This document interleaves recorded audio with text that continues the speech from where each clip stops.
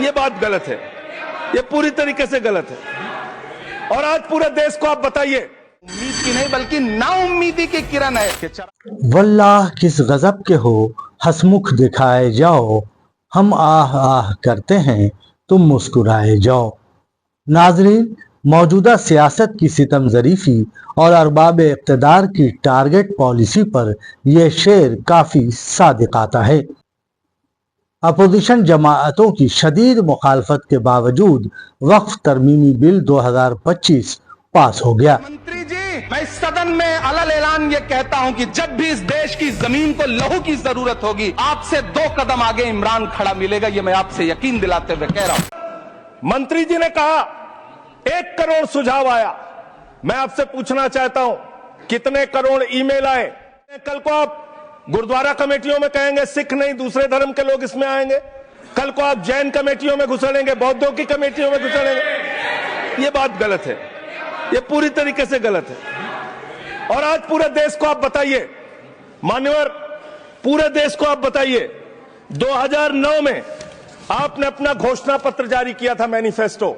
ये मैनिफेस्टो आपका लेके आया हूं, ये तो आपका डॉक्यूमेंट है, मेरे घर नहीं बना।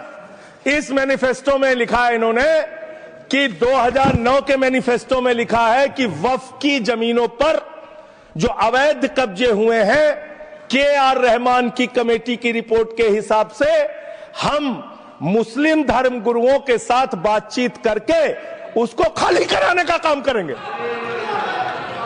कितना दोहरा चरित्र है आपका।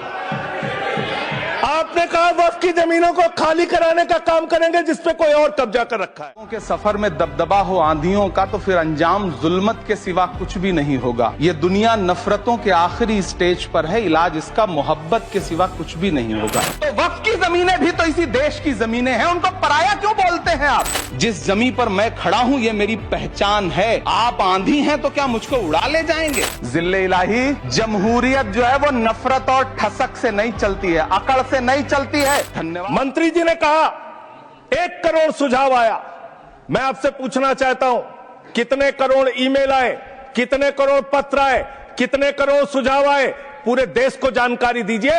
और मैं आपको दावे के साथ कह सकता हूं, जब पूरा सच सामने आएगा तो देश को पता चलेगा कितने लोग इस बिल के विरोध में थे, कितने लोग इस बिल के समर्थन में थे। मैं जेपीसी का सदस्य था मनवर, मैं कह रहा हूं आपसे लाइए। और आप पिछड़े मुसलमानों का भला करना चाहते हैं, मैं आपसे हाथ जोड़कर निवेदन करता हूं, विनती करता हूं, और हमारे जो मित्र उधर भी हैं, अगर आप मेरी बात से सहमत हैं तो समर्थन करना। समाज में छुआछूत को, बीमारी को मिटाने के लिए चलिए उठाते हैं कदम। और अगले सत्र में एक बिल लेके आइए, जितने भी हिंदुओं की कमेटियां हैं, ट्रस्ट है, बोर्ड है, उन सारे ट्रस्ट और कमेटियों में 80% आरक्षण दलित, आदिवासी और पिछड़े हिंदुओं को दीजिए। मैं समर्थन करूंगा आपका, माला पहनाऊंगा आपको। धन्यवाद मोदी जी, क्या बढ़िया सौगातें मोदी दे रहे हैं आप। हम ही को कातिल कहेगी दुनिया, हमारा ही कत्लेआम होगा। हम ही कुएं खोदते फिरेंगे, हम ही पे पानी हराम होगा। मैं वक्फ कानूनों में किए जा रहे संविधान विरोधी बदलावों के खिलाफ बोलने के लिए खड़ा हुआ हूं। संविधान का आर्टिकल 14 हो, 29 हो, 30 हो, चीख चीख कर कहता है कि देश में सब बराबर के हकदार। आर्टिकल 26 कहता है कि सबको अपने अपने मजहबी कामों के लिए मंदिर, मस्जिद, गिरजाघर, गुरुद्वारों का निर्माण करने का हक है और उसका रखरखाव का भी हक है। लेकिन डॉक्टर बाबा साहब अंबेडकर के संविधान को हर दिन कुचलने वाली ये सरकार देश के मुसलमानों से नफरत में इतनी अंधी हो गई है कि खुलेआम देश की संसद में देश सरकार के माइनॉरिटी मिनिस्टर साहब और होम मिनिस्टर साहब झूठ बोलते हैं और देश को गुमराह करते हैं। न मेरा है न तेरा है, ये हिंदुस्तान सबका है। नहीं समझी गई ये बात तो नुकसान सबका है। न तेरा है न मेरा है, ये हिंदुस्तान सबका है।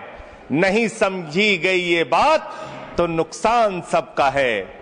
जो आकर मिल गई इसमें वो दिखलाई नहीं देती, जो नदियां मिल गई इसमें वो दिखलाई नहीं देती। महासागर बनाने में मगर एहसान सबका है। महासागर बनाने में मगर एहसान सबका है। एक तरफ जहां अपोजिशन पार्टियों के अरकान, मिल्ली तंजीमों के निगहबान वक्फ इमलाक के पासबान और यहाँ तक कि आम मुसलमान इस बिल से खाइफ और बरगश्ता हैं, वहीं इस बिल को लेकर हुकूमत के हौसले काफी बुलंद हैं और वक्फ तरमीमी बिल को बरसरे इख्तिदार पार्टी मुसलमानों की भलाई के लिए तुरुप का पत्ता करार दे रही है। मजे की बात तो यह है कि उनकी हमदर्दी की बात की जा रही है जिनके सीने में इस तरह की हमदर्दी के मुतअद्दिद तीर पहले से ही पेवस्ता हैं। ऐसा लगता है कि मौजूदा दौर की सियासी लुगत में शायद हमदर्दी का मतलब बेदर्दी, मोहब्बत का नफरत और दोस्ती का दुश्मनी लिख दिया गया हो। तभी तो कहते हैं कि समझने ही नहीं देती सियासत हमको सच्चाई, कभी चेहरा नहीं मिलता, कभी दर्पण नहीं मिलता। खुसूसी रिपोर्ट, न्यूज़ यूनाइटेड।